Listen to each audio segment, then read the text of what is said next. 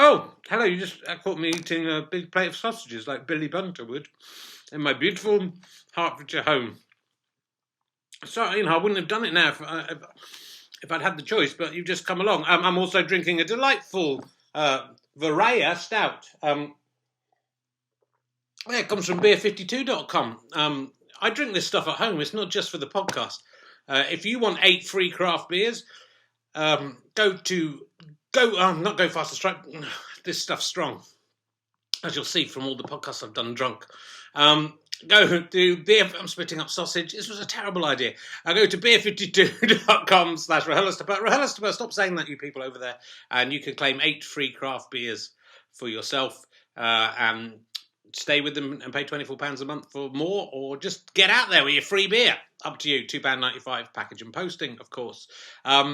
My guest this week is James O'Brien. I massively recommend his book. It's the best book I've read all year. I think it's the only book I've read all the way through this year. And it's doing quite well on its own, doesn't need my help.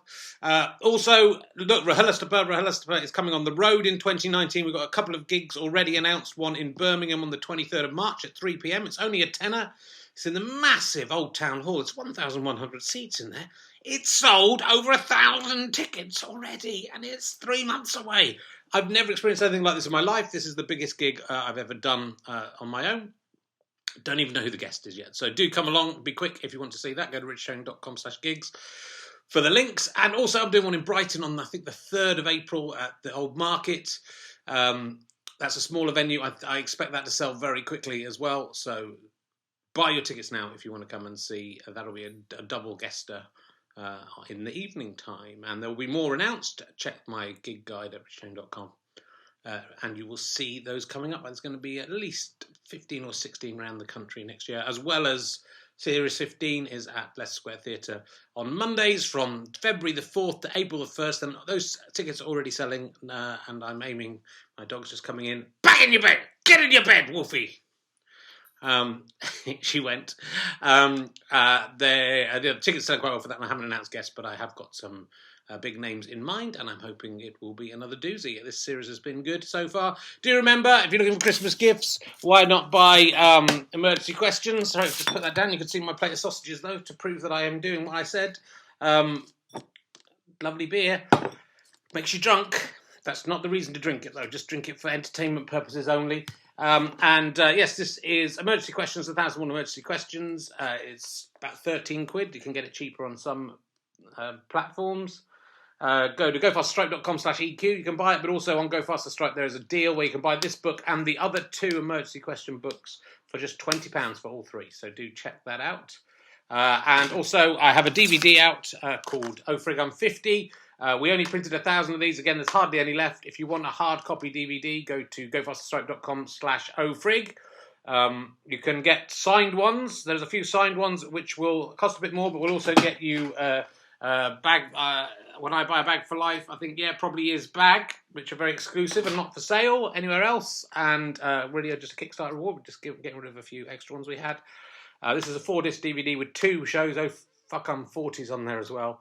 You can buy it as a download, just this show, and but yeah, if you want it as a hard copy, then buy that quick because there aren't many copies left. 3 minutes 47. That's going to annoy some people right off, isn't it? Fuck them. That's what I say. If you leave a comment underneath the YouTube video, if you're watching this, of saying when the guest comes on, I will just delete it and block you from using the channel. So don't do it. And because you've done that, this intro is a little bit longer than it would have been. Let's sit back, relax, and enjoy Rich Shane's Leicester Square Theatre podcast with the amazing and bright and wonderful James O'Brien. Some people don't like him because they're right wing. You're wrong. You're wrong. He's good.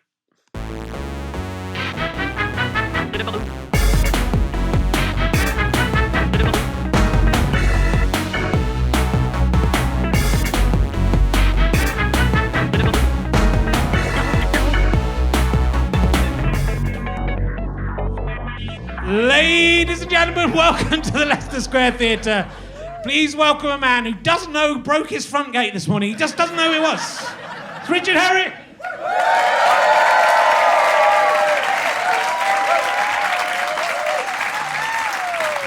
Thank you very much. Hello. Welcome to the show. I've eschewed Rick and Morty and I'm back to wearing my striped t-shirt. Some of you will be glad to see this. Welcome to the show. It's called Richard Herring's Leicester Square Theatre Podcast. Though I was hanging around with Lee Lard the other day. He's the guy who does the Peter Kay tribute act. He does a tribute act. So he does another comedian's act. That's his act. I was meeting up with him to see if I could do a Lee Lard tribute act. He said we wouldn't allow it. He said it was wrong for someone just to copy someone else. He's a hypocrite in many ways. But anyway, he calls it rehearsed. So I don't know if that's going to catch on. I've had quite the week, I have to say. I got a last-minute call. And you know, to be on a TV show, and you know when you get a last-minute call, that knows that they really want you. Because that is like, they thought, we'll get all the others. And then when we've got them, we'll see if Richard Herring will do it. Oh, fingers crossed. So I was on a show called Celebrity Games Night. It's going to be on Channel 5. Terrestrial TV. I'm back.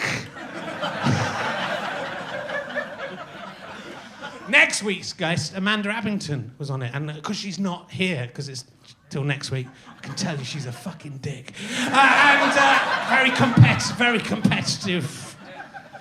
Very competitive woman. It's quite surreal because I don't know why you would put me on that show or how I got on it. It's nice. It was Danny Baker and Susan Cameron who've both been on the show. Maybe they asked me. I don't think they would. But maybe they did. But Louis Spence was one of the. You know Louis Spence. I think he's a dancer. I mean, I honestly didn't know who half the people were, and they definitely didn't know who I was. When I was sitting in the makeup chair. The woman said, "When's Richard? Who's Richard? When's he coming in?" I was in the fucking makeup chair. And then the woman said, "This is Richard. Is it you, Richard?" Then genuinely, that is what happened. How famous I am. Louis Spence, I believe he's a dancer. He's quite... how do you describe... He's outrageous, isn't he? He's quite light on his feet as a dancer. And that's a terrible thing to say, Richard. It's all right, staying in.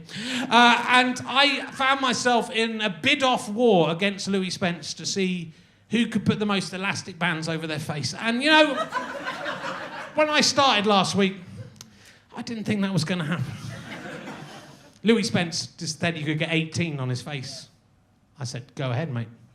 No way you can do it. He did it. He did it easily, and honestly, I think is the best piece of TV that will be broadcast next year. It's the funniest thing I've ever seen. Look out for it. So anyway, and I accidentally hit Denise Van Outen over the head with my hand and nearly knocked her out. She'd already broken her foot. I went, "Hey!" and like smacked Denise Van Outen in the face. So it's been quite the week for me. So I hope you've...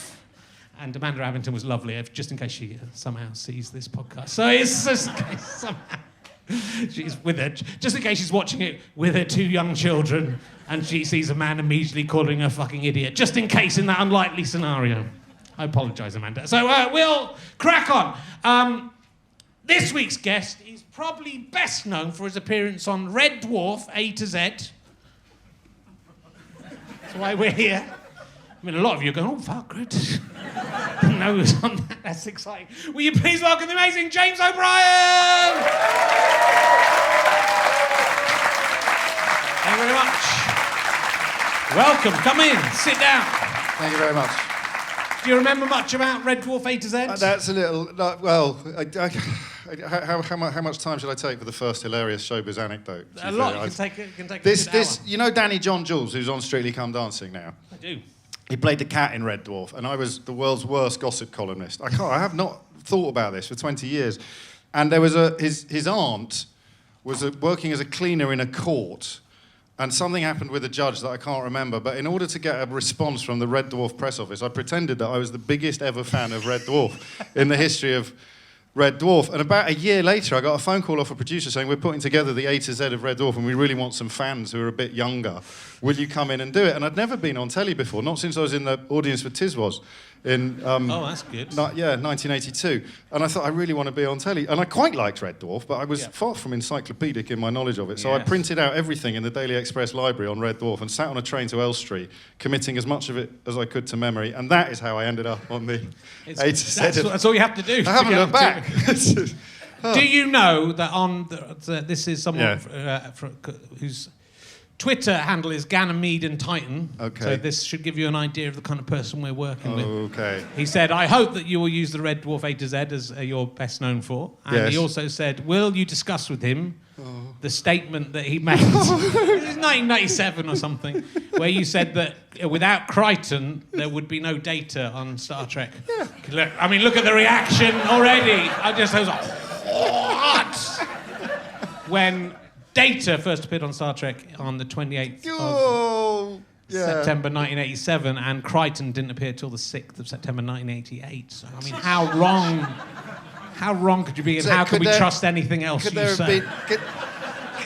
When you can make a statement like that about Red Dwarf. I can't believe it. Could there have been a transatlantic lag? Could it have been the British version, came out in Britain after the... What if... But they'd still made it, hadn't What they? if you just travel back in time? That's what they do. Hey. Yeah, there we go. That's fine. Oh, man, that's embarrassing. Well, now it's explained. You explained it before I asked it, by Yes. the fact that you just printed up some facts. Yes. But I know that was me improvising. That was me doing jazz on the A to Z of Red Dwarf, because I'd learnt some stuff, and then I thought, well, I better have some pungent opinions as well. So I went for there would be no Crichton without. There'd be no data without Crichton. What you should have said is what you nearly said. There'd be no Crichton without data. That's what you should have said. But it would have been less of a tribute to Red Dwarf if I'd done that. Who played the original Crichton? Stop it. Who played Crichton originally?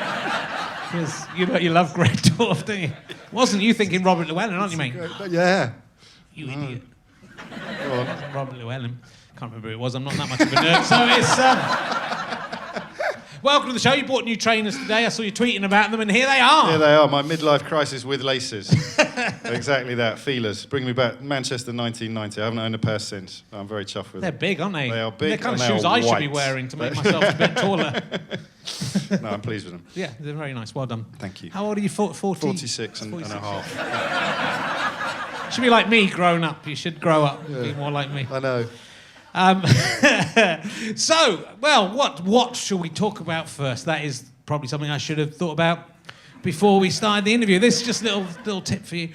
I have Thanks. should have done some research, but I just went to the Daily Express, Just printed it up. exactly that. That's a little tip for you. Stuff on the top.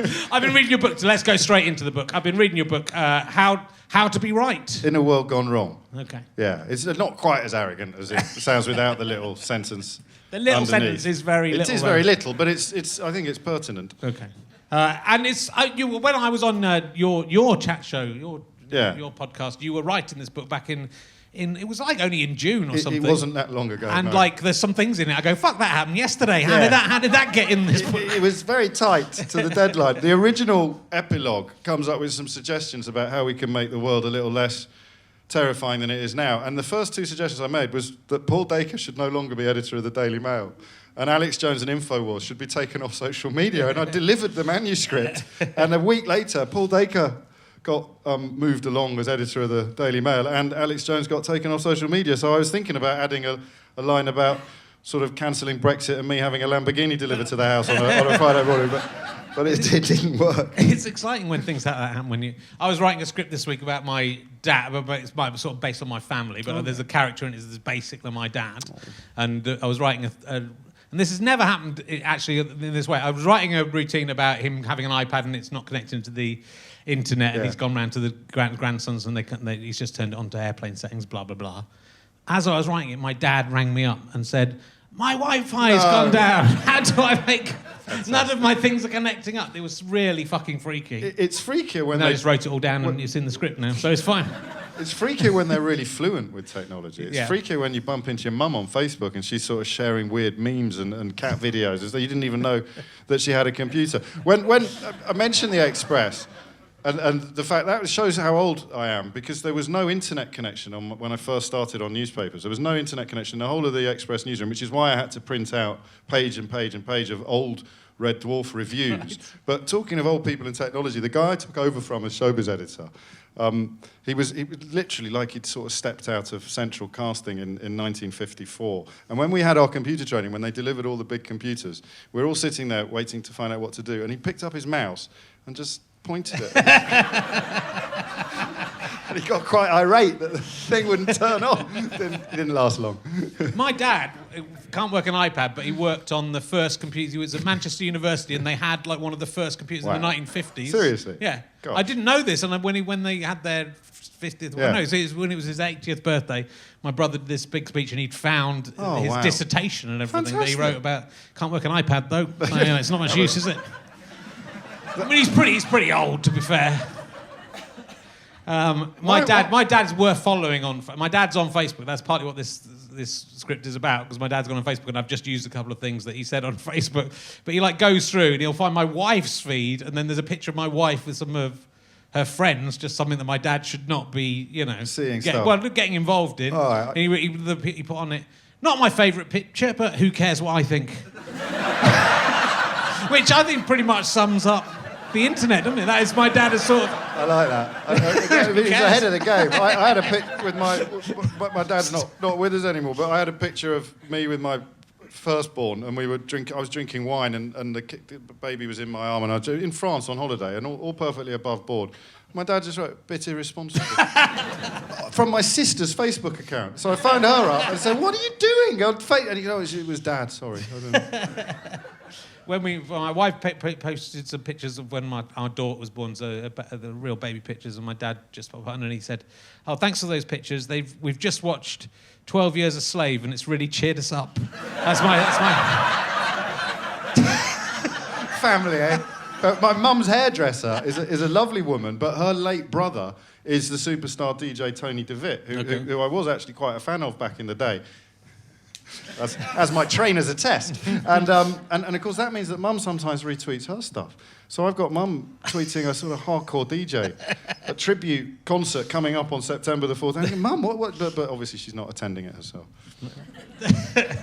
So I don't think I knew that you were the showbiz editor. Was it the Express? Yes, during a brief period of liberalism, I should stress. And it used to be a brilliant newspaper, and now it's utterly rancid. And in between being brilliant and utterly rancid, there was a few years when it was owned by a Labour Party peer, Lord Hollick, and edited by Rosie Boycott, who'd founded Spare Rib magazine. So it was an experiment in popular liberalism that wasn't wholly successful. And that is partly how I ended up as show business editor. I'd arrived on Fleet Street wanting to be a theatre critic or a book reviewer, but I ended up as show business editor of the Daily Express. And what kind of showbiz events does the Daily Express showbiz? You go to everything, and you sound a bit of a dick when you start complaining about it, but it's not much fun. I mean, you're all right. This is sort of, there are two sides of the red carpet, and if you're on this side of the red carpet, you're basically just sticking a microphone under people's noses and trying to annoy them to a degree that they'll say something. And that's an evolution from where I started, because I started as a gossip columnist, and that is utterly vile. That is such an awful way to make a living. You're not particularly embarrassing these people, but you walk into a room, a film premiere party, or this is what I mean by it sounding a bit silly when you complain, but you won't get paid the next day unless you come out of there with a story, and that involves getting someone to say something to you that they're probably going to regret. And I also... It's my job. But it's all right here. If you had to go into that room now and just march up to people, you'd be all right because you'd have the microphone and they wouldn't, but this was their turf. So any social anxiety you had, I'd regularly throw up, sort of lived on canapes at the time, and regularly be so nervous that I'd bring up a few canapes before I went back into the room and tried to get, I don't know, Giles Brandreth to say something vaguely controversial about the current government. It was a living. What can I say? The worst was Sean Connery. Really? The all-time worst was Sean Connery. So the very first gig I did, I got sent, and I was selling suits at the time, and all the traineeships, every attempt to get onto Fleet Street had failed, and I'd applied to be the area manager for Aquascooting because I thought journalism isn't going to happen, and I got given the opportunity I went to Downing Street, I sold a white suit to John Major. I phoned up the Daily Express gossip column and said, I've sold a white suit to John Major. And they said, I'll give you 500 quid, which you wouldn't get now for a story. And I said, can I have some shifts instead? So they said, yeah, come and do a couple of shifts. First shift, go to the National Theatre. It is Dickie Attenborough's 80th birthday party. Wall-to-wall famous people. Everywhere you look, Jeremy Irons, Sir John Mills, proper famous people, you know. And I cacked myself. I didn't talk to anyone except Clive Anderson, who was the only person in the room more nervous than me. I went back to the Daily Express, and the photographer had been there, and the editor of the column is going, did you talk to him? No. Did you talk to her? No. Did you talk to him? No. That was my first of two shifts. The next night, they sent me to an Oscar winners thing, British Oscar winners, and there was a rumour Sean Connery was going to turn up. which no one else believed, but I thought, right, if I can get a line out of him, I might rescue this appalling situation. Sean Connery turns up at Alina's L'Etoile, which was a fancy restaurant on Charlotte Street. He arrives, everyone shouts at him, have you got something to say, got a word for the Daily Mail, got a word for the Daily Express, and he just walks past, completely ignores everybody. And I think, well, I can't let this happen. So he's walking up the corridor, and I've got all the proper journalists around me, all looking around to see who's coming in next. And I said, have you had the chance to see Jason's Macbeth yet, Mr. Connery? Because his son Jason had just made a film of Macbeth, and he didn't reply to that either. He just carried on walking. So I went, what's wrong? Are you a bit jealous that you never got the chance to play the part yourself?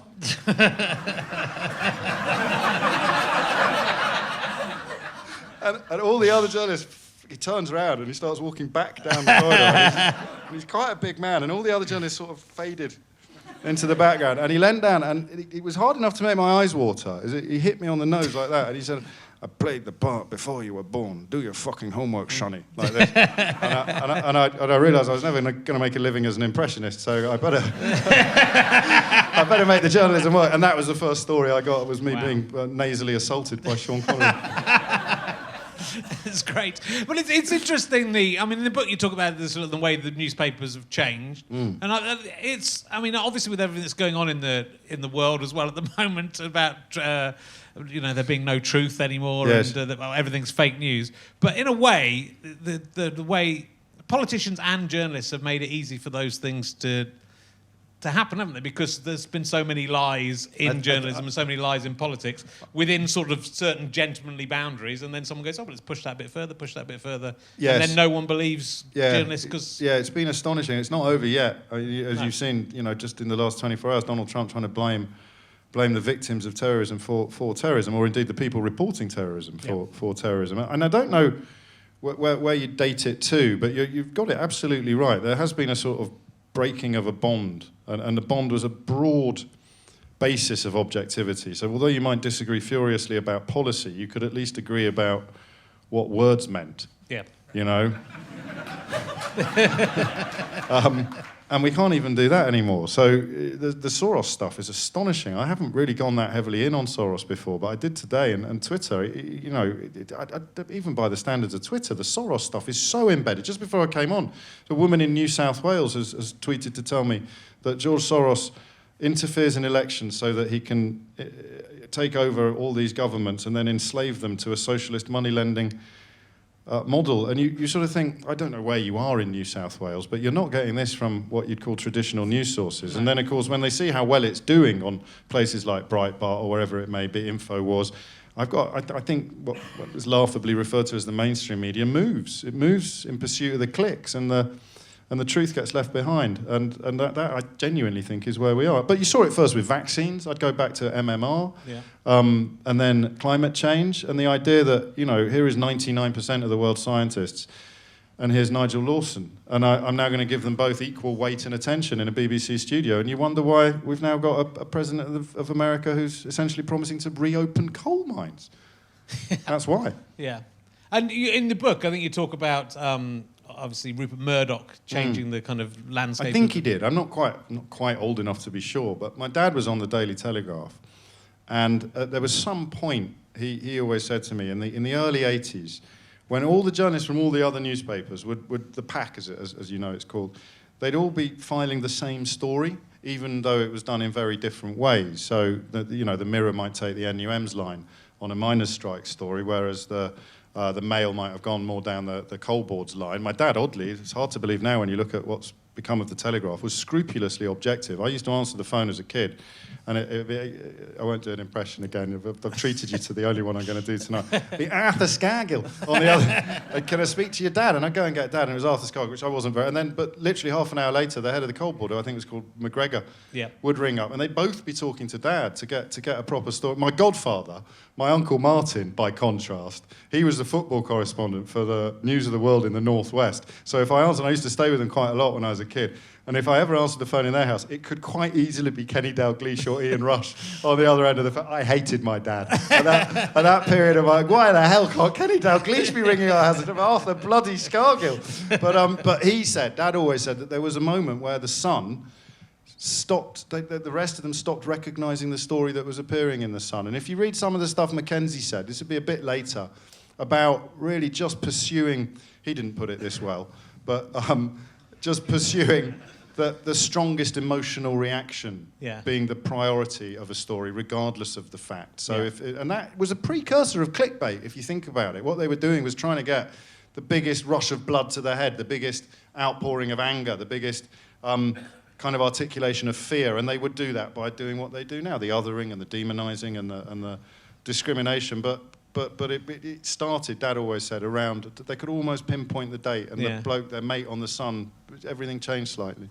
Yeah, it's sort of, you can't, I don't know, it's interesting that those lies, so even like Boris Johnson making up the bananas thing about Europe, which is probably, exactly that. It's an evolution. It's probably the reason we're not going to be in Europe next year. Yes. Is because Boris Johnson made up that lie that then everyone... And what I'm interested in, I wonder, is, and obviously through the radio show you do, LBC, you're talking to a lot of people who have strongly different views to you, and have different kind of elements of fact. You, in the beginning, you quote lots of these stories in the book. But is it that they...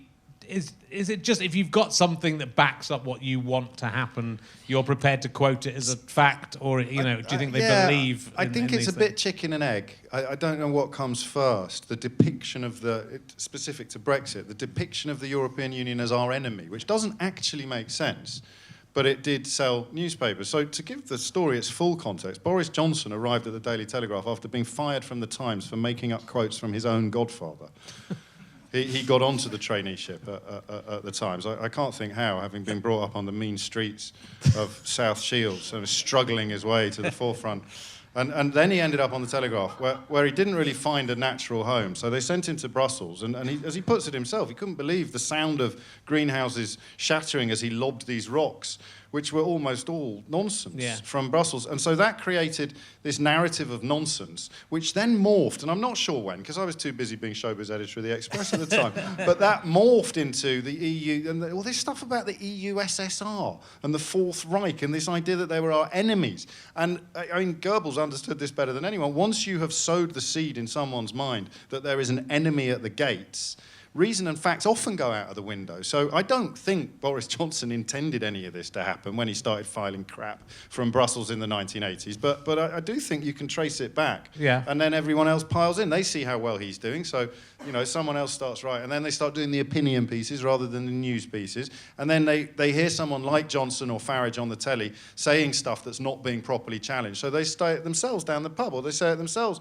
around the dinner table, and no one properly challenges it. And then sometimes, not always, but far from it, they ring me and they say the same stuff, and I ask them to explain what they mean by it, and no one's more shocked than they are by the fact that they can't. Yeah. Well, it's like this. That is the... It's almost the motif of the book, isn't it? Is that there's all you do all these clips from the show, and it's you just saying, well, what does political correctness mean? And people can't say what they mean. They've got no idea. I mean, that's an interesting example, because again, which you say really is that became popular. Yes. Really, by Spitting Image taking the piss out of it. And if they hadn't taken the piss out of it, I don't think it would have been you do wonder, a current phrase. You do wonder. Political correctness gone mad must have got great attraction after the Spitting Image puppets did it. And prior to that, what did it mean? All these stories aren't true about the flags being taken down from town halls or Christmas being banned. The Christmas. So it's not just the cause. I tried to find out how people have ended up in these positions. So I look it up, I research it, and because I know it'll come up again on a future show. And the Christmas being banned story is almost heartbreakingly poignant. There's a fella whose name I forget, but it's in the book, who's like the marketing director. Colin Duff is what I'm thinking. That rings a bell, actually. I've just read it today. No, you could be right. And he came up with what is actually a rather good idea to save money for Birmingham City Council, which is instead of putting the lights and the tinsel up and then taking it down again for all the different festivals that unfold between the sort of end of September and end of January, he thought, let's leave all the decorations up. Let's turn Birmingham into a city of festivals and parties and seasonal celebrations, and let's call it Winterval. And in the middle of it, we'll have Christmas with a bloody great Christmas tree and lots of Christmas cards and lots of Christianity and stuff. But of course, it gets filtered through the Daily Mail or the Telegraph. I think it was the Mail that went mad on this one. And the story is that they're trying to ban Christmas. That is, you won't believe it when you read it, like syllable for syllable, how it all actually unfolded, culminating in a public statement being made by Birmingham City Council in response to some bishop got involved in it all, started moaning about it, and they said, we've got a picture of the bishop's house on the front of our council Christmas card. They couldn't, I mean, so that I think is how it happens, because people like being frightened and they like being angry, and there are plenty of people prepared to cash cheques ensuring that they are very frightened. But then, and they accept that, and then it becomes a fact, and then... Yeah, but it does become a fact. So the same with the flags. I researched that one, the idea that they had to take down the Union flag from council buildings because the Muslims complained. And it was one little village where the real reason that they didn't buy a new Union flag was because they only had one flagpole. So they only needed one flag. So they didn't...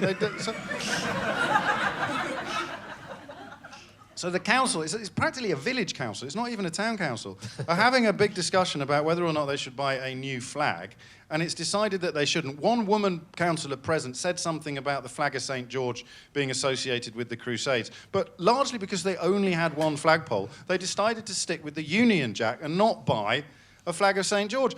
Somehow the story got inflated, culminating in every single Muslim group in the area saying, this is ridiculous, we don't care what flags you cite, but it didn't matter. By then the story, and I still get calls now, 20 years later, saying, you're not allowed to fly the flag of St. George outside council buildings. Yeah. Happy days. I find it interesting with your show. I mean, people are ringing you up. They know you're pretty good at arguing, and they want to argue with you. They don't. This is a beauty of the internet, which acts like a red button for what happens on the radio show, is that they think I'm a fraud. They think that all the other callers that have got through before them have been specially selected for not being very good. Or you think I'm exaggerating. Some of them are actors, apparently, that I pay my actor friends to ring in and pretend to lose arguments to make me look good. So they get on. And the only real criteria we have for getting on are confidence more than anything else, because there's not much point someone coming on and sounding unsure or querulous. You know, if you're really confident, you get the bloke ringing and say, I know why this is political correctness gone mad, and then they'll get put through to air if they sound confident, and then they suddenly realise, Christ, he doesn't cherry pick the bad ones. He puts through the people who think they're brilliant. That's exactly how and why it works, but. You can explain it to them. You can't understand it for them. And do you think they're representative? Do the kind of people who ring up a talk show are representative of the public in general, or do you think it's a certain type of person who wants to? Both. I mean, the only downside to this weird kind of success that the viral clips have had that have led to the book is that they're a tiny part of the show. The show is actually really illuminating and warm and welcoming and educational, and I now get calls if we're discussing something to do with energy policy. I'll get calls from the guy who designed a power station, and the 80% of the calls we get are really, really wonderful. The ones who of course attract inevitably the most attention. I don't think they're representative of anyone really, except the furiously hard of thinking, the kind of no, that's unkind. The like I say, the people who are so utterly convinced that they're right, and that is dangerous. Yeah, says a bloke who's written a book called How to Be Right. Because say 1 in 100 people listening will ever ring in, and then of that 1 in 100, probably 10% of that are going to ring in because they think they're going to be able to beat me up live on the radio, and I don't think they're representative of a very large constituency. Most people prefer to stay on Twitter saying, oh, if I went on there, I'd kill him, but they won't let me on. He only uses actors and cherry-pick calls. But I think that, that it's interesting that most of us probably have views that we just accept as true, that if we rang up and someone, with the right research and the right tools discussed it with you, you would go, oh, well, hold on, maybe that isn't true, Yes. I mean, we all, I think the Brexit thing's very interesting, because and you say this in the book beforehand, you were a Remainer, but you didn't really know much about it, and I was just like, I think Europe's a good thing. Yeah. And without much evidence beyond I wanted to go abroad and not have to pay a visa and stuff. And also, one of my best friends is the son of a very prominent Eurosceptic MP. So I read the Maastricht Treaty. That's how exciting my teenage years were. and I knew what some of the complaints involved. I knew what some of the negatives were. So I was close to ambivalent, and I I think what I regret most is I was working for the BBC at the time. I was doing Newsnight, which meant that the impartiality thing gets extended to all the work that you do. Yeah. So I shouldn't have done that. I should have knocked the Newsnight on their head much sooner, and I should really have swatted up on the European Union a lot more, like I would normally do with other subjects, and I should have gone in with a really strong fact-based opinion, but I didn't. I kept it really... I even had Jacob Rees-Mogg in the studio in the run-up and didn't try to land a punch on him. I just wanted... Because don't laugh, because he wasn't... He was still a joke back then. He wasn't actually a haunted pencil who may end up coming close to running the country. So I just felt, well, he seems like a clever chap. It can't be all as bad as what that Project Fear lot are saying, because a couple of the people, like my mate's dad and Jacob Rees-Mogg, are all right. Ultimately, I think I cast my vote because of the personalities of a lot of people on the other side. I thought, well, if Johnson and Farage and Gove are leading, then I'm not following. Where even if they're going to, paradise, I'm not following them anywhere. and how wrong I turned out to be.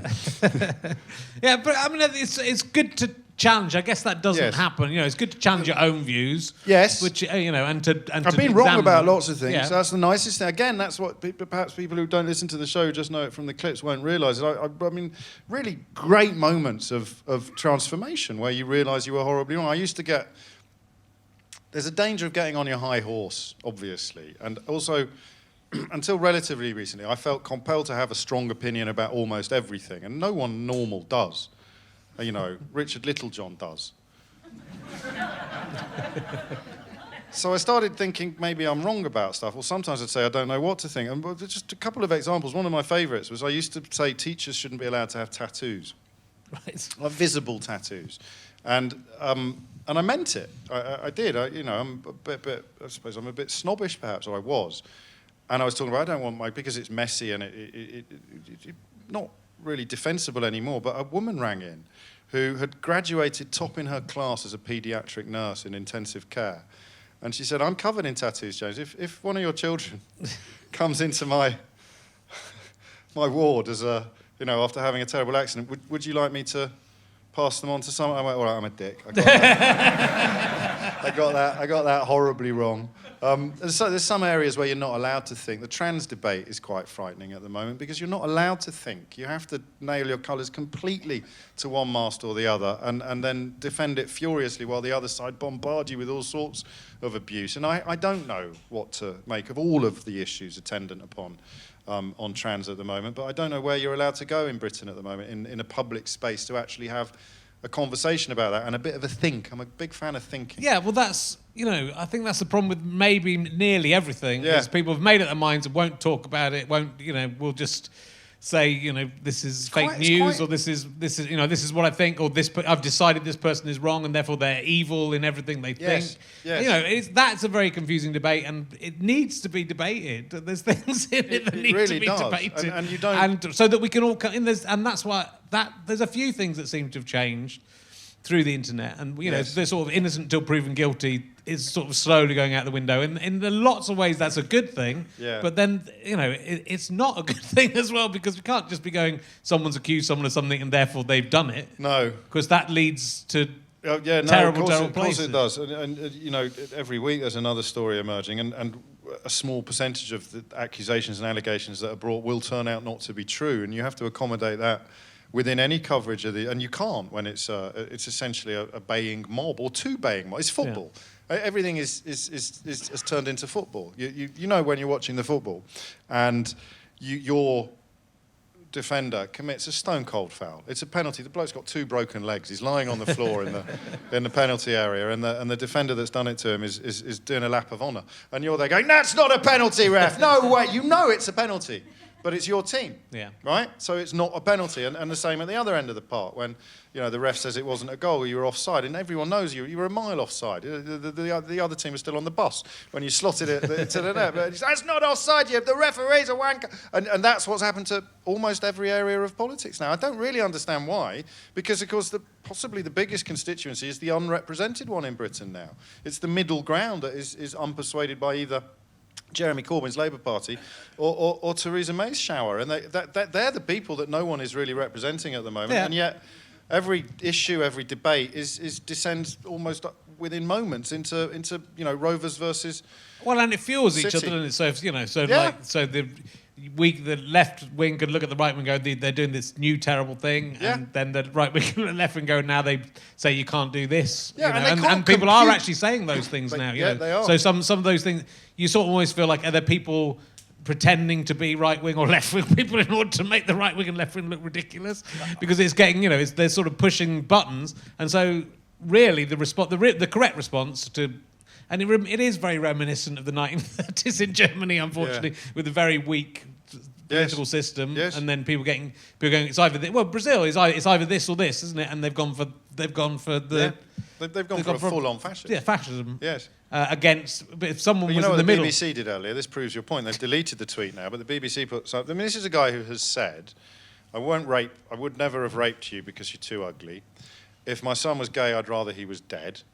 Something similarly toxic about immigrants. And the BBC are doing, I can't remember word for word what it was. I'm sure other people have seen it, but it was something like, is this guy an authoritarian, or is he just sharing some uncomfortable but refreshing truths? And you sort of, not quite, I probably haven't got that word for word, but they've deleted it, so I'm not far off. And that's what's happened, because then when they defended it, they said, we were merely trying to reflect a spectrum of opinion. But there are things that, this is, again, what I meant by the meaning of words. There are things that define you as a fascist. And, the kind of weaponized persecution of minorities is one of the biggest giveaways. Misogyny is one of the biggest giveaways. But when there's enough of them lined up in a row, all on the same person's CV, he is a fascist. It's not an opinion anymore. It's a dictionary definition. But even, I think BBC shoulder a lot of blame for this notion that you can have a spectrum of facts. And again, we come back to... it began with the MMR vaccine and climate change, and it culminates, and people don't realise this, it culminates with a clown like Farage turning up with a film crew outside Great Ormond Street Hospital because a Twitter mob thinks they know more about how to treat an acutely ill child than the doctors and surgeons inside, and they honestly believe that their opinion is as valid as medical expertise. I had Sir Paul Nurse on my radio show the other day, former head of the Royal Academy. Now, I'm not saying he's a good scientist, but he's won a Nobel Prize.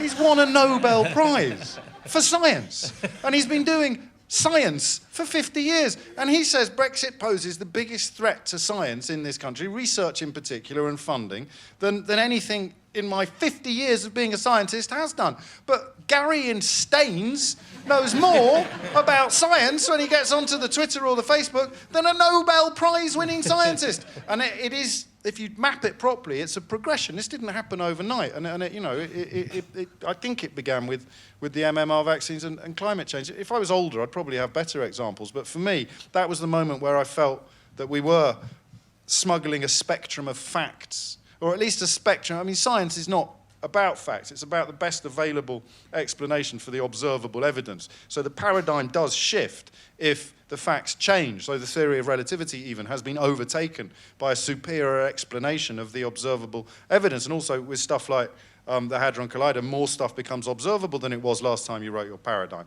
So it's not binary, it's not right or wrong, it's just the best available explanation, climate change being a brilliant example of that. And you find some half-witted blogger and some dodgy politician with who knows what vested interests and funding behind him, and they get put on the Today programme and treated with the same reverence and respect as somebody like Sir Paul Nurse or Brian Cox, Well, it's also the balance has become take someone from one extreme or someone from another extreme. Maybe someone in the middle, but maybe not. And that's like balance, whereas, Yes, I don't know if it was always like that. Again, I kind of ended up in this line of work by accident, so I can't remember what it was like 20 years ago. But I would much rather, as a journalist, certainly when I was doing Newsnight, I'd much rather just interview one really clever person. Yeah.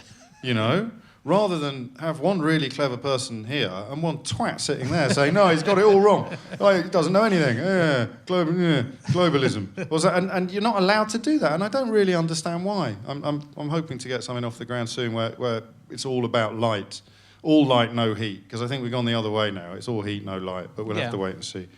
The climate change thing is an interesting thing because the people, are the people who are denying it just saying, I don't really care, I'll be dead in 30 years' time as long as I make some money now? That's become American government policy under Donald Trump, which is, they've come pretty close to saying, oh, all right, we were wrong. and there is such a thing as anthropocentric climate change. We are actually heating up the planet, and we are all probably going to die much sooner than we need to as a result. But it's too late to do anything about it now. So hey, let's reopen some coal mines, and that's pretty close to where Trump is. I think it's all. I mean, it's all about money, and some of these. What I've realised latterly, actually, while writing this book as well, is a lot of the people that I've seen on programmes or even appeared on panels with. I don't know who pays their wages. I don't know who pays the Taxpayers Alliance. I don't know who pays the Institute of Economic Affairs. There's a whole bunch. I think it's 55 Tufton Street is an address at which a surprising number of think tanks, which is essentially mysteriously funded lobby groups, all feed at the same trough. I don't know why yet. It may actually be the next thing I do on a book level of stuff. But I think that depending on where the funding is coming from, there's a climate change. I think Lawson's climate change outfit is in the same building. And if you were making a ton of money out of oil, and most of the very, very rich people in the world are going to be quite heavily invested in oil, you'd be terrified, wouldn't you, of governments introducing policies to stop people from using oil. And you wouldn't want to put all your money into sustainable, because that's what sustainable means. If it's sustainable, you can't send me a bill every month. Or if you can, it's rental for my windmill, or it's not digging stuff out of the ground, finite resources, as the prices go up, flogging them on an industrial global scale and making billions and billions and billions of dollars as a result. So, look at the effort that was put into tobacco by vested interests and lobbies. So just denying, even after people were dying in the streets of lung cancer, metaphorically speaking, and you'd still have the tobacco lobby claiming there was nothing wrong with it, or even if there was something wrong with it, it's the nanny state that's stopping us from killing ourselves. So I think it probably all boils down to money, and the conspiracy theories don't help because they come up with other answers to this question, where the answer is really the simplest of all. It's Tolstoy, I think, who said, behind every great fortune there is a great crime. And I suspect climate change 100 years from now, if we're still here, I suspect that will be the conclusion that historians of the future draw. Yeah, it's depressing, isn't it? I mean, it's all quite depressing. It's not a very cheerful time to be alive in many ways, but I mean, do you think? I sort of feel like all of it's unstoppable. So I don't think. Yeah. Well, on the climate front. Well, or on everything. That's even. Well, here's the thing. That's at least 20 years away. In the next, 5 years, I think Brexit's got to happen. Do you? I think it's got to happen. Yeah. I want it to happen now. Do you? Yeah, just to get it over and done with. I'm hard Brexit. Are you really? Yeah. Hard Brexit. Hard for no Brexit. deal Brexit. Yeah. We've got to give them exactly what they wanted, and then if it works, you can go, oh, well done, mate. Yeah. And if it doesn't, you can go, they can say it's still your fault. Yeah, but they won't. They'll deny. That's the thing. So that's a very compelling argument, that they have to own it, and it has to go wrong so that they own it. But they will never own it. You're talking about deeply, deeply cynical and dishonest people. Almost all of them, when you think about it, have had hiccups in their career that should have derailed them. Liam Fox. It's only relatively recently he was the artist known as the disgraced Liam Fox. He only came back into cabinet relatively recently. Boris Johnson has had more calamities in his personal and his professional life than a Dickens novel. He should never really have been allowed back on to the front line of British politics. Farage is a man who lied about an assassination attempt. He told lies about an assassination attempt to kind of get the narrative of victimhood and a bit of newspaper cover. All of these people in other lines, we're not made like that, the rest of us. If you screw up on an epic scale or you get caught with your fingers in the till, you wouldn't think, oh, I'll just sit. Well, maybe you would. I don't know you that well. I didn't know you're a Brexiter. But most, hard Brexit. Hard Brexit. Most of us wouldn't sit there going, okay, yeah, all right. I'll just step back from the limelight for a couple of years and then I'll be back doing what I was doing before I got caught. So if it all goes horribly, horribly wrong, they will blame it on the European Union, who've made it absolutely clear what their position is from the very beginning. What we're trying to do is convince them to change the rules of their club as a reward for us no longer being members. That is 2.5 years of politics there in a sentence. That is what we are trying to do. And why they can't realise that is unlikely to work, to be charitable, continues to be beyond me. So what they have to do is come up with a reason why it's not their fault. So first of all, you resign if you're David Davis or Boris Johnson. You've had just over 2 years of personal responsibility for delivering this thing that you said would be easy. As soon as it looks like it might not be easy, it might actually be impossible, you resign. Because then you can get back onto the sidelines and start throwing rotten tomatoes at the poor sods left on the stage, trying to make a fist of the mess that you've left them with. So the European Union will get the blame, Ramona's will get the blame, Lily Allen will doubtless get the blame for a huge... Although now that Dake is not at the Daily Mail anymore, there might be a slight redrawing of that target. But it will never be them. It will never be their fault. I tweeted in July 2016, Farage will be back, but not immediately, not as quickly as last time. He needs Brexit to unfold a bit before he can return bleating about betrayal. And it happened almost to the day. Even more prescient was the bloke who replied to that tweet saying he'll probably have a job on LBC soon. Which is how I laughed. Do you feel uncomfortable about that? Because I worked on Fubar Radio, which was a great station, and then what's his name? I forgot his bloody name. I haven't had a drink yet. Give me a clue.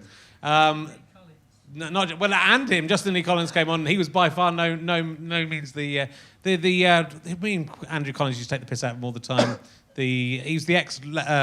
He ran. This is comedy gold, Richard. I know it's your territory rather than mine. Let me have a drink and see where we go. Loosen it up. Give me a clue, seriously. He used to run a very left-wing theatre company, and now he's very right-wing. John Gorn. Yeah. There you go. We're back to playing games. That's the only round of applause John Gorn's had in 20 years. He came on the station, and then I decided I couldn't be on the station. Did you? I never really knew him. I was always. This is going to sound very conceited, but he was always on at the same time as me when he was working on proper radio stations.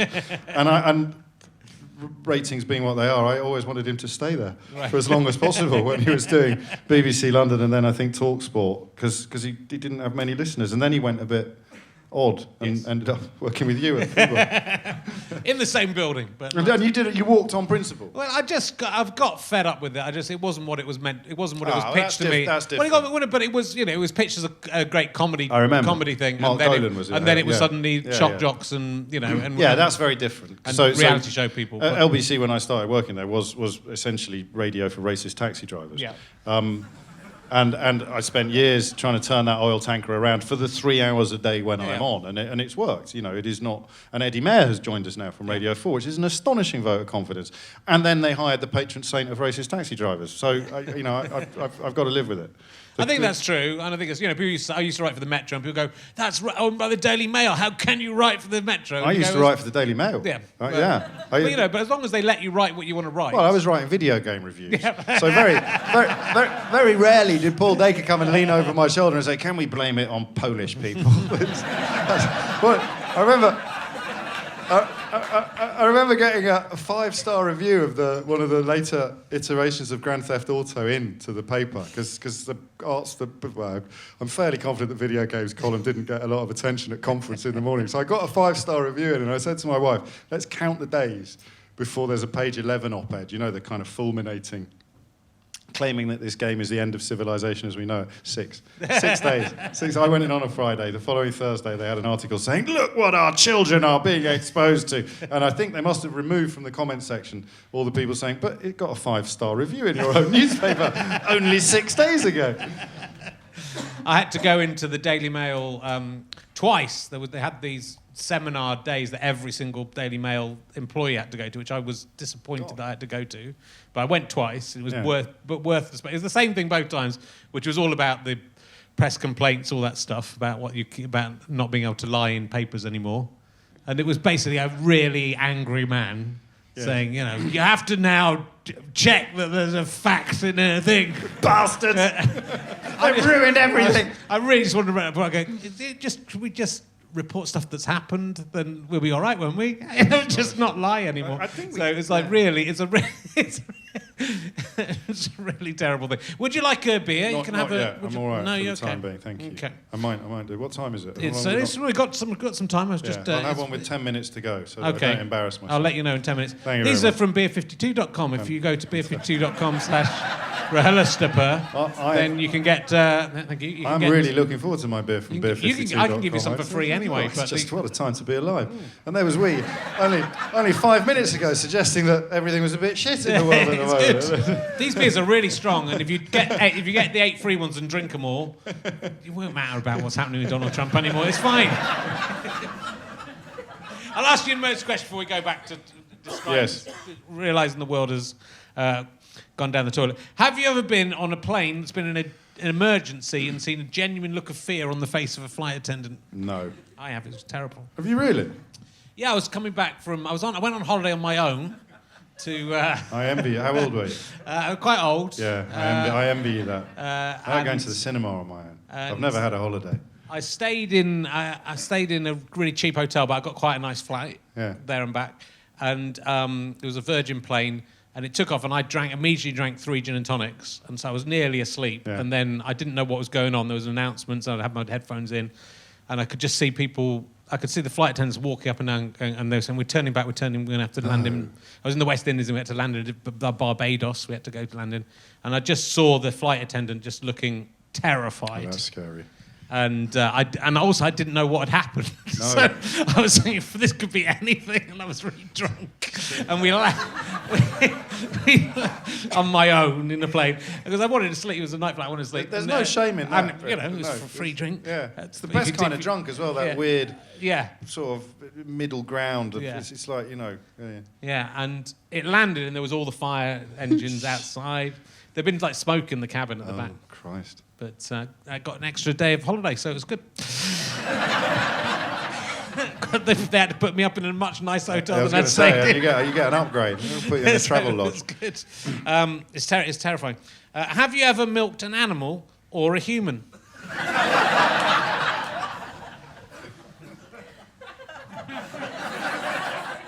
Do you know, I've got a memory of milking an animal. Okay.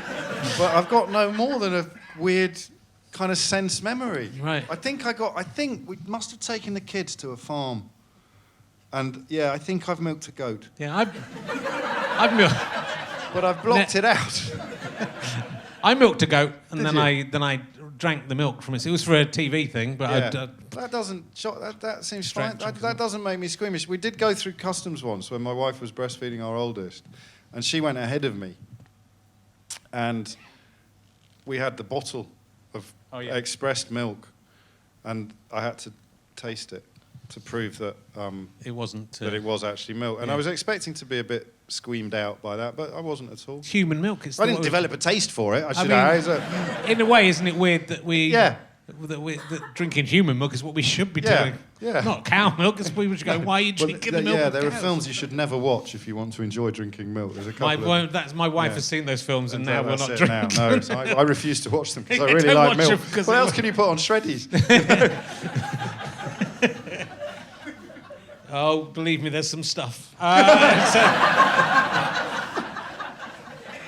managed to convince my wife that I've got my own supply of oat milk out the back, because she drinks it down quite happily. Excellent. It's a lot of work to get a pint.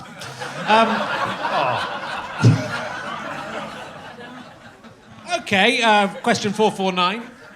If, like Adam Sandler in The Cobbler, you had the power to transform yourself into any person with the same size feet as you by wearing their shoes after you had cobbled them on a magic machine, which person with the same size feet as you would you become? Is that a real film? It's a real film. It's a real film. It? We've discussed it occasionally on this podcast. Adam Sandler's dad was a cobbler. He's a cobbler. His dad had a cobbling machine at the back of the shop that he didn't use. I've heard you talk about it. I just never realised it was. I thought it was a. I couldn't make that up. I thought it was a. You'd be a genius. No one could make that idea. I thought it was a running joke. I thought it was a kind of. Well, I know, but I thought it was a running joke based on a film that doesn't exist. Yeah. I didn't. You need to know who you got the same size feet as, first of all. So who do you know? What size feet have you got? 9. Well, 9.5. I think I've got the same size feet as David Beckham. Okay. I think. So obviously. David Beckham. I'd have a go at being him for a while. What would you do if you were David Beckham? Take free kicks. Okay. I interviewed him. I did the first interview with him after the Diego Simeone incident, and people find it impossible to believe he was public enemy number one in this country after getting sent off during the World Cup. They were burning effigies. You know, they take it in turns. Somewhere in Dorset or somewhere like that. They have sorry, that sounded a bit disparaging about Dorset. It's all right, as long as it's not Somerset, it's fine. No, I hate it fucking might be Dorset. Somerset. But, the bête noire of the newspapers gets burnt as an effigy, and it was Beckham, and this was a really big deal. This interview for him, it was a huge deal for me. It changed my whole career. I shouldn't tell you this, but I secured this interview because the people looking after David Beckham's PR were actually the Spice Girls PR. He'd migrated across from sports to music, so I basically gave 5-star reviews to every record released by their client roster for about 6 months. Wow. until I got the David Beckham. But to be fair, very few people turn to the Daily Express for guidance on, I did an interview with Eminem for the Sunday Express. I still don't know how I got that. And at the time, the average readership of the Sunday Express was about 111. And I did the first British interview with Eminem before he broke Britain. We did it at the hotel on Kensington High Street. We went to Tower Records together, flicking through vinyl with Eminem on Tower Records. And then we did the photo shoot in the park. And he was sort of standing on benches, and people were walking past saying, "Who's this guy?" And literally a month later, the album came out, My Name Is, came out here. Yeah. And he went absolutely huge. But the Beckham thing, what was really sweet about it, I can't remember why I started telling you this, was that she was pregnant with the oldest child. And he said to me, we did the interview, and I never ever gave copy approval, but obviously I'd already sold my soul by doing 6 months of reviewing everything with 5 stars. So I offered them copy approval, and they rang up the next day. And there was one moment where he said, just talked about how much he loved Victoria and how much he was looking forward to being a dad. And they rang up and said, "Can you take it out? Because some of the United fans won't like that. They won't like the idea that he loves his family more than he loves United." Which takes us back to the footballification of everything, doesn't it? Because that's kind of where we are now. So anyway, yeah, David Beckham's shoes. He's probably not even the same size as me. She styled him that day, so we put it in the paper as styled by Victoria Adams. Wow. It was God. This is lovely. I haven't thought about any of this stuff for years. It's good. It's good to go back. I used to and have also a career. Now everyone's got some stuff on you if they ring up and go, "Well, you didn't know anything about Data and Crichton. Data and Crichton. So why can we trust you on that?" Exactly and he that. gives out It's 5-star fake reviews. news. That's where fake news began. I can't trust this guy. Data and Crichton. What do you think's going to happen in America? Is it, because you sort of read about the Nazis and you think, well, if I was in 1930s Germany, I'd have gone, no, hold on, this is clearly wrong. And if you did, they'd have locked you up, which isn't happening yet, obviously, in America. But there are, and I went in quite early on this, with drawing the parallels with fascism, and there were moments when I felt ridiculous for having done that. But I don't feel ridiculous now. You've got children being separated from their parents and put in latter-day concentration camps. People might object to the terminology, but again, it's verbally correct. That's what the words mean. And then with the fine people on both sides with the Nazis, he was obviously lying. He believes there were only fine people on the Nazi side. That's become clear since then. All of these things are ugly. The trans thing is going to be used as a testing the water for taking away gay rights. He's already tried to ban trans people from the army. So it's all there. It's like a textbook. But I still find Trump so fundamentally ridiculous that I can't believe there's a plan. I just think he's like a salesman who's very good at telling the mark that he's now trying to flog a place at Trump University or some manky old lump of meat called a Trump steak that he'd never eat in a million years, but he sells to poor people. Or another, there's a lawsuit that's been filed today which essentially sees them all accused, the whole family accused of having run a pyramid scheme. He's very good at selling rubbish to credulous people. It's why he went into casinos. So I still can't quite believe that it's A, planned, and B, serious. But then that's what they said about Hitler. It is. Well, he was a joke for a long, long time. A very long exactly time. the same way. So was the Brazilian guy who got elected yesterday. Right. There's an astonishing piece from the Brazilian equivalent of, I don't know if we've got one, like kind of a bit like Have I Got News For You, but without a quiz element. And he would be a regular guest on it because he was so funny. Yeah. He was considered box office, so he'd come on And he'd say something like, "Oh, you know, you can't talk English on trains anymore without, or you can't complain about this without being called a racist." And he'd come out with all of this toxic stuff, and everybody laughed at him. But I don't know yet. I haven't got the answer to this. That's the saying, you know. So if you say speaking image correctness Yeah. gone mad phenomenon, and Yeah, have I exactly. got news for you? Got Farage and Boris Johnson. And Johnson. Yeah, that's true. So what is the answer? Because the presenter of that show now, a woman has said since that she doesn't think they should have let him on.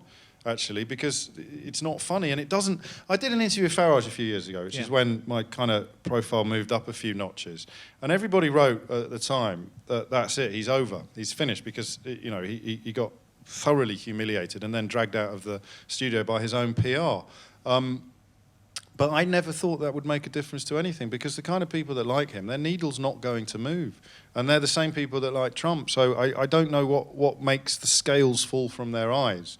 And that's the thing that's so frightening about within 24 hours of the synagogue shootings, coming out and talking about how it's all the media's fault. You know, the guy has amplified the Soros conspiracy theory. He's literally and personally endorsed it. He's described Alex Jones of InfoWars as a stand-up guy, while CNN tell lies. And there are so many people that are buying what he's selling, and he's so good at selling it that I do worry about where it goes next. But I still can't quite take him seriously enough, and that might be the most dangerous thing of all.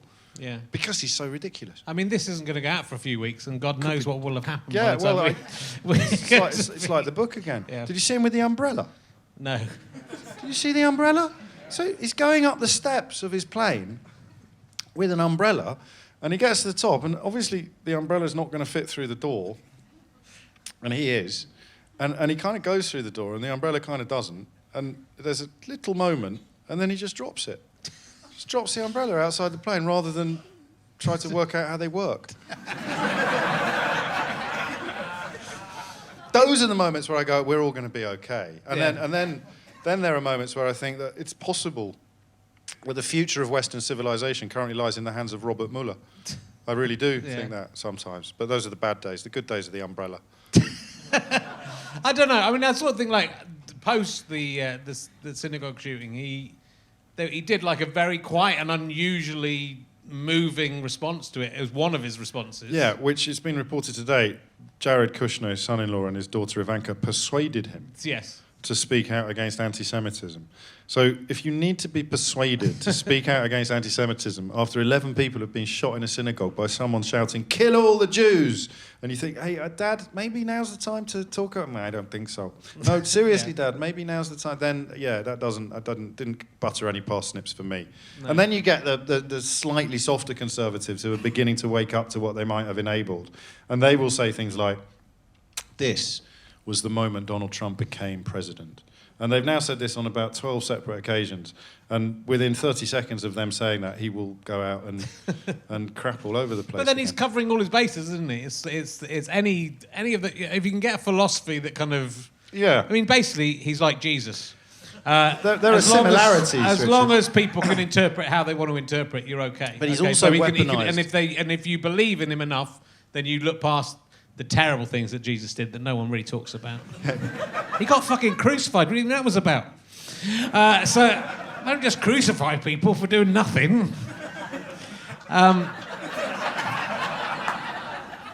went around saying he was the Son of God. He was insane. So he... See what you think of the old... You didn't get the top off that. So you can't, look at that. He criticises Donald Trump's umbrella. He can't even drink... Keep that away. Being like a regular guy, like Trump-supporting guy like me. Very nice. But, you know, he's already done so many things that are so terrible. That's it, exactly. That there's nowhere to go. They'll forgive anything, I think, now. I genuinely do, and that is the final stage of fascism. So you just have to hope that the checks and balances are in place, that the Constitution is strong enough, and that Robert Mueller is going to have enough evidence to do something meaningful, which will either denude him. You've got the midterms coming out. He'll probably lose Congress, but he might keep the Senate. So, yeah, it's just a question of how... That's what I mean by not still being able to take him quite seriously. I can't see the master plan, but I do... Well, there might not be a master plan. Exactly. It's just about getting votes, and that's what's happened. It's all politicians now.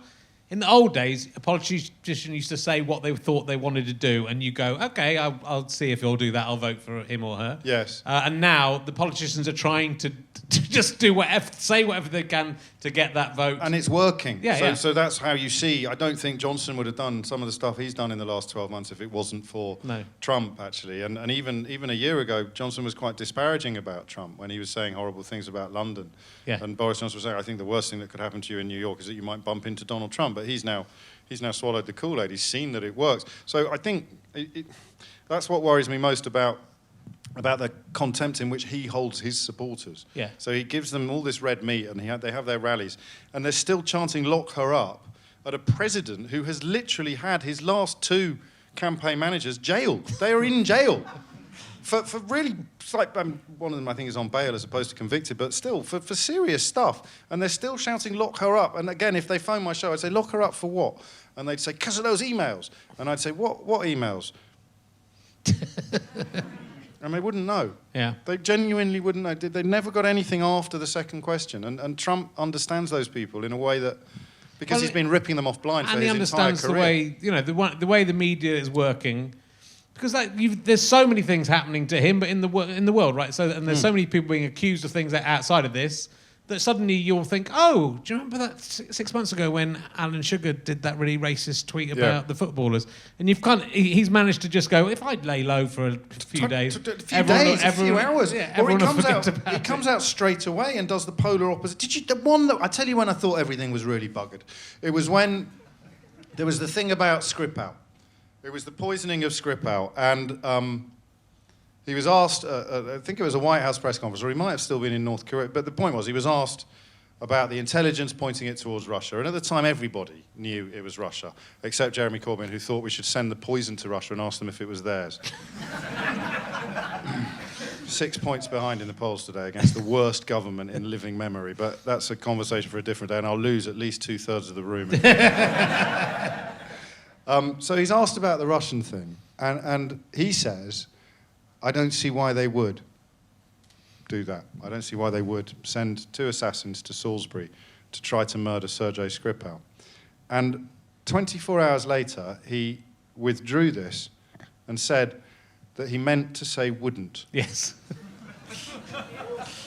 That was the moment, because I thought most people aren't even going to notice this anymore. It's become so normalised that he will say on live television, not just on The Apprentice, but in front of the whole world's cameras, I don't see why they would do that. And then it obviously gets explained to him by the State Department or whoever actually has a fraction of his ear, because he doesn't have what my wife and I refer to as the twat alarm. Because you need someone in your life who will tell you when you're being a bit of a twat. And ideally it's someone who loves you. As opposed to an editorial in The Sun or something like that. But he clearly doesn't have that. So someone managed to persuade him that he had to withdraw from the suggestion that he couldn't understand, he didn't really think Russia would have done this thing. Presumably because his own intelligence services already knew, and they would say, look, it's going to be... So I know what I'm going to do. So he went back on international television and he said, when I said I don't see why he would, what I really meant was... I don't see why he wouldn't. And that, for me, and it didn't get picked up, I mean, it got laughed at and reported, but that, for me, was the pivot. That was when truth really died, because that was when he realised, or he possibly realised all along. Do you remember when he said he could shoot someone on Fifth Avenue and he wouldn't lose a single vote? That's what I mean by us underestimating his understanding of the kind of people that buy into his get-rich-quick schemes and buy his books and believe his mythology. Well, he knows that people forget. I think there's, enough people. But he knows that they want to. They want to believe. There's loads of other people to come in who might not remember, who might not notice. But the news cycle, if you're doing bad things every single day, you can't possibly remember everything. No, and there are 100 things he's done now that would have been, I would have thought, career-threatening for any other previous president. I mean, even during the campaign, all the moments. I try and list some of them in the book, because when he mocked the disabled journalist at a rally, and then he insulted the family of a dead military hero, which he wouldn't have done if the family, of course, hadn't been Muslim. But that's a gold star family. That would be the untouchable in American folklore, in American self-image. You know, someone who died for America, but because he was brown and they had funny names, Trump went for them, and the crowd lapped it up. And all these moments where you thought, surely decency will intervene now. Surely decency and common sense will police this eventually. And they're clearly not going to. But again, it's the same. With Hitler, all the other politicians were just thinking, "Oh, we can ride this, and then we'll get to power." And that's if they're all just thinking about themselves and where they're going to get, rather than the consequences of what they're doing. That's the bit I don't get, because I mean, it's a bit glib, but I wish we could find some way of banning people who want to go into politics from politics, and forcing people who don't want to go into politics to go into politics for a finite amount of time, So I'd put Martin Lewis in charge of the Treasury for a while, the money-saving expert, and I put Brian Cox in charge of Michael Gove's department over there at the Environment, and they'd say, I don't want to do it. I said, you have to do it. You've got 5 years. You've got to do it. You've got to do the best you can do. And then I'd give knighthoods to people who pay shitloads of tax instead of people who avoid it. I mean, that just seems to me to be a mark of patriotism. Have you ever seen Alan Sugar? I know he's already a lord, so he's not the best example of my plan for the future, but he published his tax bill. Did you see? He put the cheque on Twitter. It was like 7 million quid for a year. And I thought, well, man, give him a knighthood, not someone Russian who's given $1 million to the Tory party, the bloke who's paying his taxes, and all these things. But in America in particular, how you can be a Republican politician now, and going along with the Supreme Court stuff and buying into the worst excesses of Donald Trump's personality, not just his politics. Be a Christian and say you're a Christian and go along with all the things he's doing and saying. It is insane, absolutely insane. And I used to think that Holocausts and really, really bad stuff, I talked about this morning, I used to think it happened on a slightly different planet from the one we inhabit. I used to think that it was almost undertaken by a different species from the one that we belong to. And born in 1972, and you could sustain that worldview until very, very recently, that the really horrible stuff would never be us. It would never be our neighbours. It would never be that turned us in, like the Frank family. It would never be our colleagues who, decided to vote to get rid of black co-worker. But it is. It is our colleagues. It is the people we live next door to, and that's quite a big thing to swallow. And what people like Trump know, they've always understood that. They know how easy it is to reinvigorate these ancient hatreds, and I'm still a little bit nonplussed by it, to be honest with you, because it's so obvious now, and still some people who I respect still a bit will deny that it's happening. They'll still say, "Oh, don't be silly. Oh, get over yourself," and then you'll say, "But X, Y, Z." They go, yeah, fake news.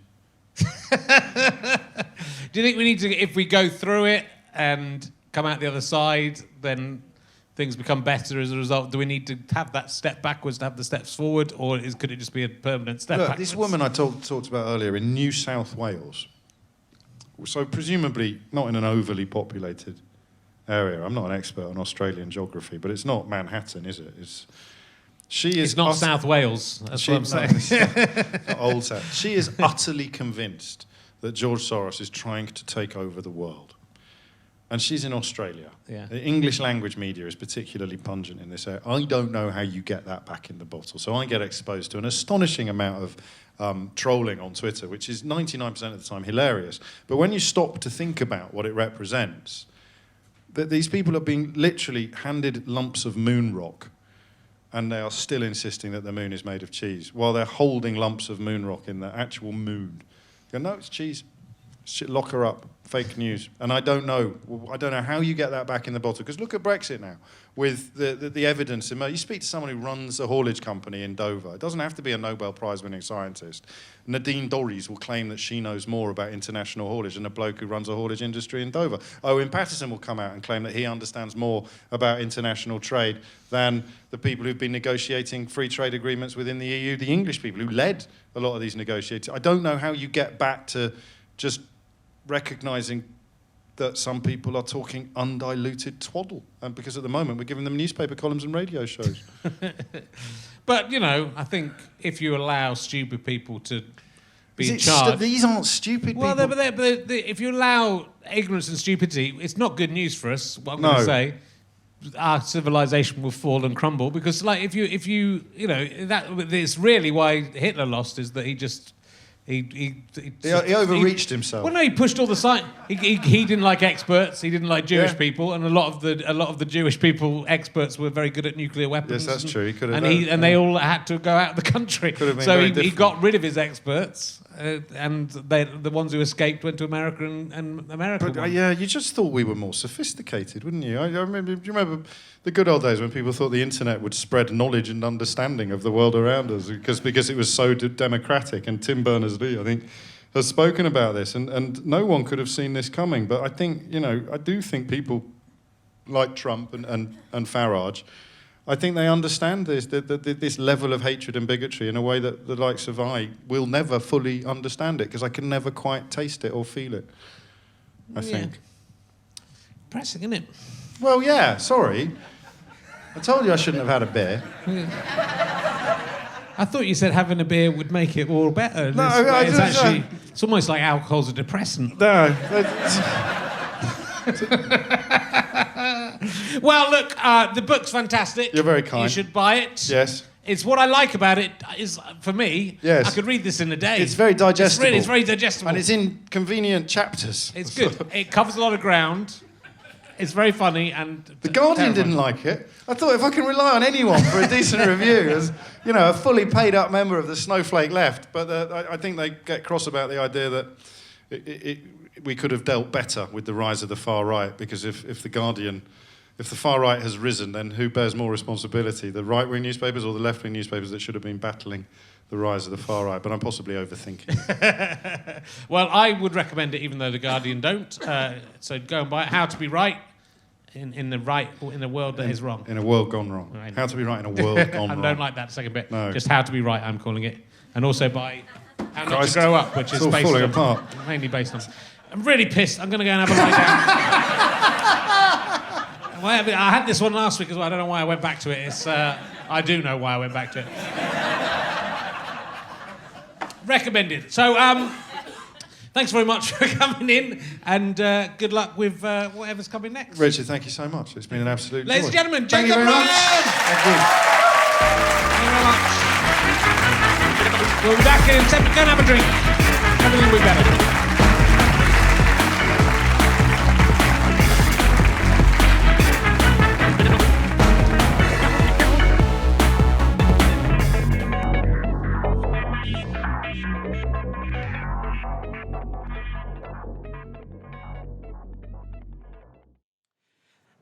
Thanks very much for watching Leicester. Remember, all your Christmas booty, £3.50. And remember, emergency questions. And remember, you can get 8 free craft beers. Just pay package and posting from beer52.com/Leicester. George doesn't think I'm allowed to say it. It'll make you drunk and more attractive to the opposite sex or the same sex, if that's what you're into. But I think it will. So, I'm just saying what I think. It's just opinion. Thanks for watching. Bye.